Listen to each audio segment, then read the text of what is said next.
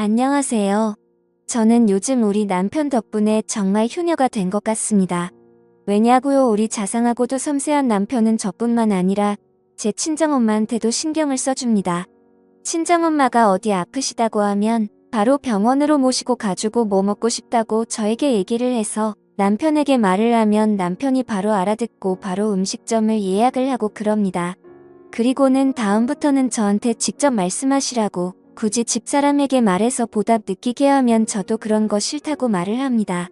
세상 어떤 남자도 부럽지 않을 만큼 저한테도 저희 친정엄마한테도 잘해주는 우리 남편을 저는 너무 자랑스러워합니다.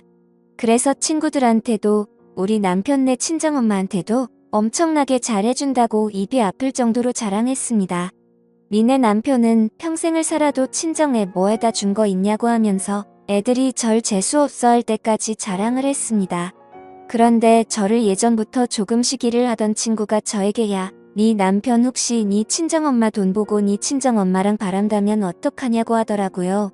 야, 그럼 정말 꿀잼일 텐데 하면서 비웃듯이 저에게 말을 했습니다. 저는 그 말에 야, 너 선 넘는다 자제해라 하고 조금 정색을 하고 말했습니다. 그러자 친구는 흐뭇하면서 딴청을 피우더군요.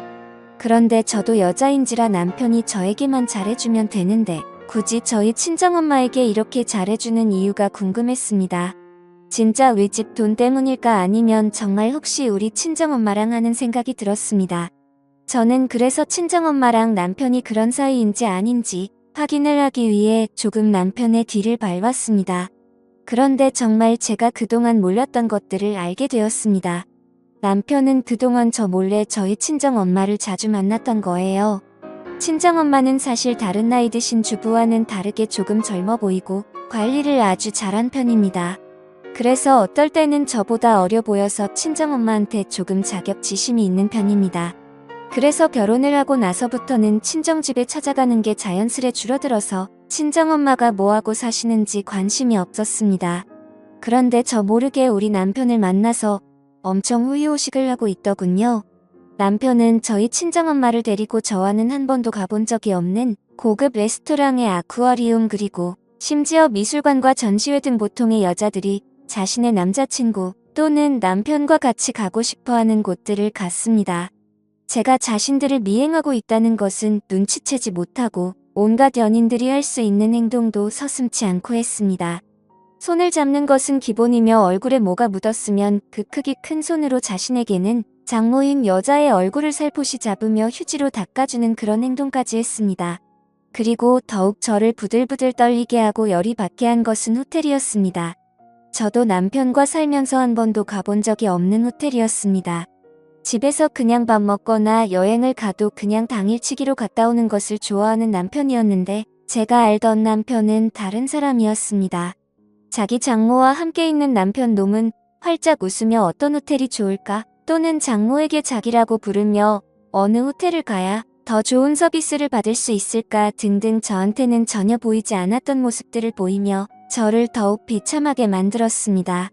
저는 그렇게 둘이 미행하던 도중 갑자기 너무 비참한 나머지 도중에 집으로 돌아왔습니다. 나는 이제 남편에게 관심거리 중에 10분의 1 정도도 차지하지 못하는 건가 하는 생각과 함께 정말 남편을 어떻게 해야 하지 온갖 생각이 들었습니다. 바로 그 순간 집 현관 도어락 비밀번호를 누르고 남편이 들어오는데 저는 눈이 돌아버려서 제 옆에 있던 석고상을 남편에게 던졌습니다. 그 석고상은 정확히 남편의 머리에 맞았고 남편은 결국 119 구급차에 실려가게 되었습니다. 저는 구급차에 따라 타고 병원으로 이송이 된 후 남편이 응급실에 누워서 치료를 받는 도중에 그냥 병원을 나왔습니다. 그리고 제 친정엄마에게 가서 당신이 잘 가지고 놀던 내 남편이 지금 병원에 있으니 한번 가보라고 그렇게 말했습니다. 친정엄마는 사색이 되어서 병원으로 달려갔고 저는 제 집으로 가서 커피를 마시면서 어떻게 상황이 발전해 가는지 기다렸습니다. 저에게 아무 연락도 하지 않는 친정엄마는 제 남편을 데리고 집으로 왔습니다. 자신이 바람을 핀 남자를 데리고 남자의 와이프이자 자신에게는 딸인 사람의 집에 와서 잘도 챙겨주더군요. 저는 그런 여자를 보고 저를 낳아준 제 엄마라는 사실도 잊은 제 그녀의 얼굴에 물을 끼얹었습니다. 그때 손에 남편의 얼굴을 닦아줄 물이 담긴 대야통이 있었는데 그게 날아가서 온 집안 바닥이 물바다가 되었죠. 친정엄마는 저를 보며 이게 무슨 짓이냐고 저를 보며 말했습니다. 저는 제 친정엄마에게 얼굴에 철판을 깔아도 유분수지 딸이 떡하니 앞에 앉아 있는데 딸의 남편하고 그렇게 바람을 피냐고 그러자 그 순간 친정엄마는 저를 노려보던 눈빛이 조금 흔들리더군요. 도대체 당신의 머릿속에는 뭐가 들었냐고 그렇게 남자가 굶어서 딸의 남편이라는 것도 있고 그렇게 남의 남자를 건드리냐고 소리를 질렀습니다. 친정엄마는 그 말을 듣고 얼굴이 축 처지는 표정을 지으며 식탁에 앉아 있었습니다. 그리고 나서 그래 네 아빠는 날 여자로 보지도 않고 이제는 그냥 식모 취급을 하는데 나도 여자가 남자한테 사랑을 받고 싶고 잠자리를 하고 싶었다.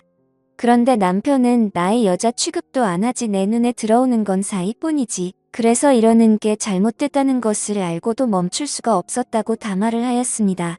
저는 눈 하나 깜짝하지 않고 그 말을 다 듣고 나서 몰래 켜둔 녹음기를 보이며 그러냐고 이걸 남편에게 들려줘도 상관이 없겠네 하며 친정엄마에게 말했습니다. 단순히 자신의 욕구를 채우기 위해서 자신의 딸의 남자를 만났다고 하면 남편은 뭐라고 하려나 하고 친정엄마를 협박하자 친정엄마는 제발 그러지 말라고 저에게 빌었습니다. 저는 그 소리에 당신은 이미 남편을 버리고 다른 남자와 바람을 핀 불륜녀에 불과하고 친딸의 남자와 간통한 것에 불과하다고 말을 하며 그냥 다 필요 없고 아빠한테서도 나한테서도 그냥 떠나라 하고 말했습니다. 친정엄마는 그 소리에 나 이렇게는 못 끝낸다. 제발 살려달라고 하는 도중에 방문이 열리며 남편이 붕대를 감은 머리를 손으로 짚고 비틀거리며 나왔습니다. 남편은 저에게 자신이 잘못했다고 장모님은 아무 잘못도 없다고 말하며 이건 둘의 문제지 장모님의 문제가 아니라고 했습니다. 저는 장모님을 보며 일단 집으로 돌아가라고 말을 했습니다. 저는 다시 열이 뻗쳐서 남편에게 온갖 물건을 던졌습니다. 이제 치료를 받고 돌아와 아직 몸이 온전치 않은 남편은 제 손에 그냥 나가 떨어지더군요.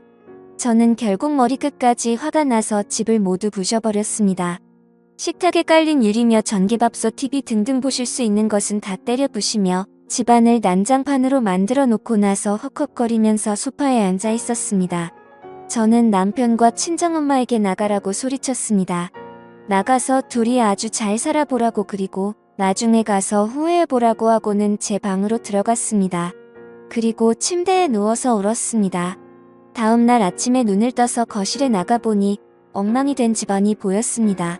저는 식탁 의자에 앉아 엉망이 된 부서진 집을 보면서 그동안 남편과 쌓아온 추억을 떠올렸습니다. 웃으면서 하나 둘씩 살림살이들을 사서 집에 놓았는데 그게 모두 헛된 짓이었구나 생각이 들었습니다. 저는 집을 나와서 아빠에게 갔습니다. 친정아빠는 갑자기 제가 찾아오자 제가 오기 전에 보던 TV를 끄시고 미안하구나 반복하셨습니다.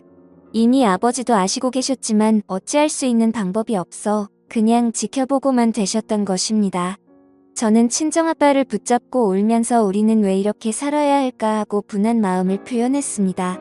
친정아빠는 그런 저를 보고 이제 다 필요 없다. 이제 꼴도 보기 싫고 그냥 너랑 나랑 이렇게 살자고 했습니다. 저도 친정아빠의 말을 듣고 그러자고 했습니다. 저는 친정아빠의 도움을 받아서 남편과 살던 집을 수리해서 부동산에 팔려고 내놓았습니다. 그리고 저는 짐을 챙겨서 아버지의 집으로 들어갔습니다. 친정엄마는 이미 침을 가지고 남편과 나간 뒤 이어서 아빠도 많이 척척하셨는지 제가 오니까 너무 기뻐하셨습니다. 저는 그날부터 남편과 친정엄마를 잊고 살고 있었습니다. 대신 가슴 한 칸에는 작은 마음을 풀고 있었습니다. 만약 다시 내 눈앞에 둘이 나타난다면 정말 그때는 둘을 죽이고 내가 살인자가 되고 말지. 그들이 행복해하는 모습을 못 본다고요. 이런 일이 세상에 존재하는 일일까 하는 마음으로 꾸며낸 이야기라고 생각하겠죠. 하지만 실제로 겪은 사람은 정말 지옥보다 더 심한 고통을 겪으면서 살고 있습니다. 여러분은 이런 일을 겪지 않으셨으면 하는 마음과 함께 여러분에게 조언을 드립니다. 여러분의 가정은 여러분들이 지키는데 가장 좋습니다. 제 사연 들어주셔서 감사합니다.